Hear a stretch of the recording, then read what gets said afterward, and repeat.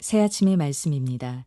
서울시 양천구 곰달래로 새물결교회 이정철 목사입니다. 하나님께서 허락하신 새날 새아침 주님의 이름으로 문안드립니다. 오늘 하루도 주님보다 앞서지 않고 성령 따라 승리하는 하루 되시기를 축복합니다. 본문 에스겔 37장 4절에서 10절로 조각난 인생 퍼즐 맞추신 하나님 제목으로 말씀 전하겠습니다. 23년 전 제가 목사 안수 받은 후 얼마 되지 않아 부친께서 이런 말씀을 하셨습니다. 목사는 반드시 세 가지 방을 좋아해야 하는데 하나는 기도하는 골방이요, 둘째는 독서하는 책방이요, 마지막 영혼들을 찾아가는 신방이라고 말입니다. 담임 목사가 되어보니 왜 이런 말씀하셨는지 이해됩니다. 목사가 좋아해야 될 세 가지 방 중 최근 가장 설레이는 방이 신방입니다. 모든 신방이 설레고 귀하지만 특히나 새가족 신방은 두 가지 이유로 설레입니다. 첫째, 도대체 우리 교회에 어떻게 오셨는지 놀라움 때문에 설레입니다. 제가 섬기는 새물결교회 위치는 대로에서는 보이지 않는 그야말로 골목 중 골목에 숨어 있는 찾아오는 것 자체가 놀라운 교회입니다. 둘째, 궁금증 때문에 설레입니다. 찾아오시는 새가족 중 물론 교회 근거리 사시는 분도 계시나 제법 먼 곳에서 대중교통 내지는 승용차로 오시는 분이 많습니다. 요즘처럼 짐 대문만 열면 대형교회가 수두룩한데 먼 거리 불편을 감수하고 여기까지 나오셨을까 몹시 궁금하여 설레입니다. 최근 등록하신 부부를 설레임으로 만났을 때에 역시 이런 말씀을 들을 수 있었습니다. 목사님, 우리가 두 가지를 놓고 기도했습니다. 첫째, 어디에 가게를 낼 것인가? 둘째, 어느 교회를 섬길 것인가?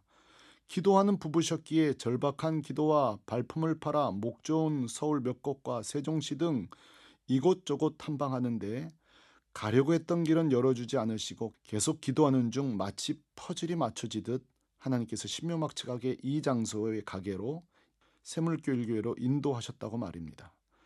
애청자 여러분, 이 고백은 목사에게 근사한 말을 하려고 준비했던 형식적 고백이 아닙니다. 모든 것이 불확실하고 한치 앞도 보이지 않지만 그 가운데 인도하신 하나님의 섭리를 몸으로 경험한 성도만 할 수 있는 뜨거운 신앙 고백입니다. 이사야 선지자도 신묘막측한 하나님의 인도하심을 이렇게 감탄한 적이 있습니다. 이사야 43장 19절, 보라, 내가 새 일을 행하리니 이제 나타낼 것이라. 너희가 그것을 알지 못하겠느냐? 반드시 내가 광야의 길을 사망의 강을 내리니. 아멘. 이스라엘의 미래가 막막한 광야 같고 사막 같지만 놀라운 하나님의 완전한 길이, 은혜의 강물이 숨어 있는 것이 안 보이냐고 이사야가 묻습니다. 이스라엘 히브리 대학 유대계 사회철학자 마틴 부버가 예수를 믿었는지 여부는 잘 모르겠으나 적어도 하나님의 섭리, 인생의 신비함을 이렇게 말합니다. 방황한다고 길을 잃은 것이 아니다. 그 많은 우회도로와 막다른 길과 무너뜨린 과거들이 없었다면 지금의 나는 없을 것이다. 그 길이 있었기에 내가 있다. 하나님의 섭리를 이처럼 적실하게 표현할 수 있을까요? 제가 참 좋아하는 복음성가 가수 돈 모에는 하나님의 신묘막측한 섭리를 노래합니다. God will make a way for me. 하나님은 나를 위해 길을 만드신다고 말입니다. 저는 100% 동의합니다. 때론 삶이 엉망이 되고 산산조각난 것처럼 보이지만 나의 가는 길, 하나님이 길을 만드십니다. 때때로 성도의 앞길이 캄캄할 때 잠시 멈춰서 선포해야 합니다. 하나님이 길을 만드신다. 하나님이 길을 만드신다 라고 말입니다. 성경의 하나님의 사람들처럼 말입니다. 성경 안에는 조각난 인생으로 삶을 시작했다가 결국 하나님의 신묘막측한 인도하심으로 퍼즐 인생 되신 분들이 많은데 대표적 사람이 둘째가라면 서러운 요셉입니다. 요셉처럼 반전 인생, 퍼즐 인생이 또 있을까요? 요셉은 어린 시절 가장 높은 사람이 될 것이라는 예언적 꿈을 한 번도 아니고 무려 2번이나 꿉니다. 들판에서 조용히 살아가는 소년 요셉 가슴에 하나님께서 불을 지르신 것입니다. 얼마나 설레이고 기대가 되었을까요? 그러나 그의 불타는 꿈이 사그러지는 데는 오랜 시간이 걸리지 않았습니다. 요셉의 꿈은 타인도 아니고 시기하는 형들에 의해 산산조각나 버립니다. 먼 땅으로 노예 인생, 가정 노동자 신세, 음해로 인한 죄수 인생, 세상의 요셉처럼 가장 높은 꿈을 안고 가장 낮아진 비참한 인생이 없을 것입니다. 그러나 하나님의 신묘막측한 퍼즐 맞추기가 시작되고 결국 마침내 우리가 잘 아는 것처럼 애굽의 총리가 됩니다.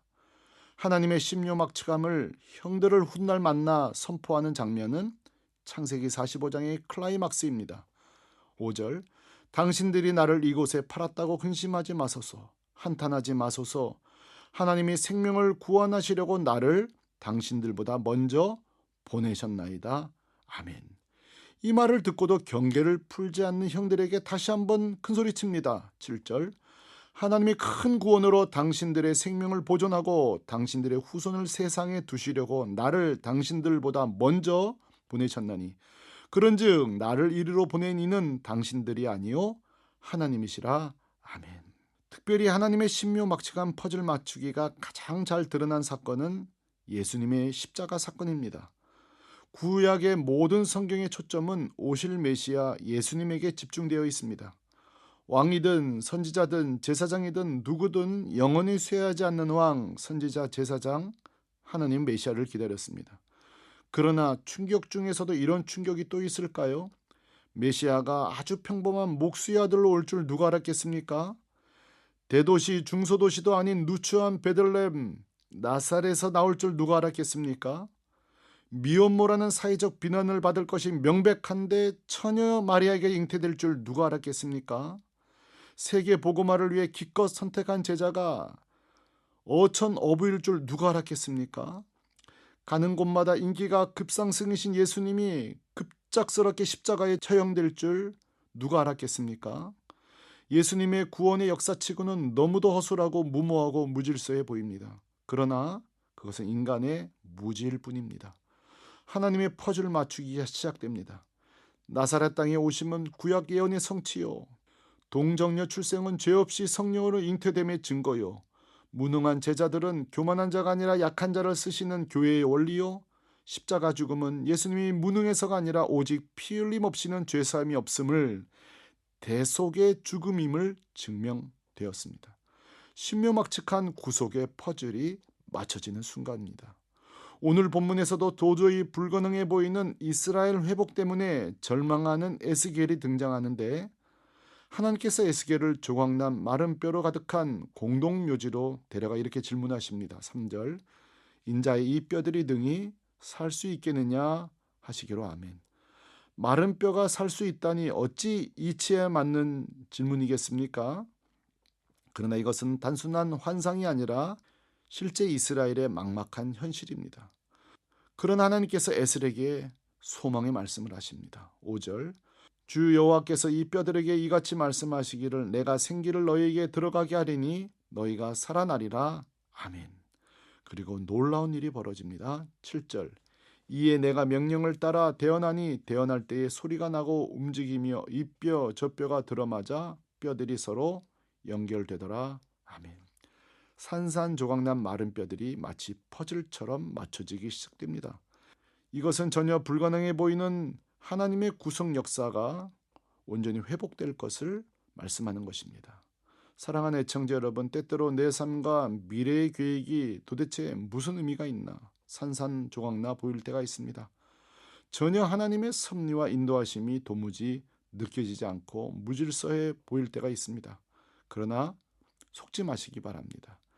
내 눈에만 조각난 마른 뼈처럼 보일 뿐 하나님의 손이 부지런히 움직이기 시작하기만 하면 모든 무질서 혼돈에는 질서가 일어나고 모든 공허와 무의미에는 하나님의 뜻이 하늘에서 이루어진 것 같이 땅에서도 이루어질 것입니다. 성도가 할 일은 마른 뼈 내 인생을 하나님께 맡기는 것입니다. 오늘도 마른 뼈와 마른 사막 같은 내 인생에 길을 내시고 강을 내시는 하나님의 두툼한 손잡고 승리한 하루 되시기를 축복합니다. 아멘. 새아침의 말씀, 서울시 양천구 곰달래로 새물결교회 이정철 목사였습니다.